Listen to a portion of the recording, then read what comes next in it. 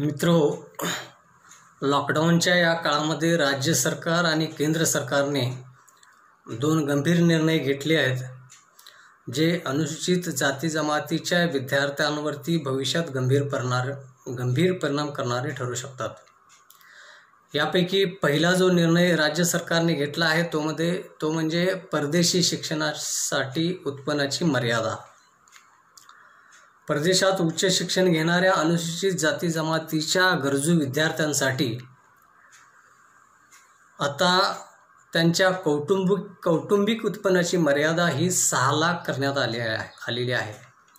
म्हणजे तुमचे कुटुंबाचे वार्षिक उत्पन्न 6 लाखाच्या आत असेल तरच तुम्हाला परदेशी शिक्षणासाठी शिष्यवृत्ती मिळू शकेल। हा बदल करण्यासाठी त्यांनी एक कारण पुढे दिले आहे, ते म्हणजे याचा लाभ हा सनदी अधिकाऱ्यांची मुले घेतात। अर्थात या कारणासाठी सरकारला स्वतंत्र विचार करता आला असता, त्यासाठी सरसकट या नियमामध्ये बदल करण्याची काही गरज नव्हती। त्यामुळे हा जो निर्णय कोणी सामाजिक न्याय विभागाने किंवा सरकारने घेतला असेल तर तो तातडीने निर्णय बदलावा असे मला वाटते। दुसरा एक जो निर्णय केंद्र शासनाने घेतलेला आहे, कालच जाहीर केला आहे, यामध्ये सरकारने कोळसा, खनिज, हवाई संरक्षण आणि वीज क्षेत्रातली परदेशी गुंतवणूक वाढवून या उद्योगांचं खाजगीकरण करण्याचा विचार सरकारने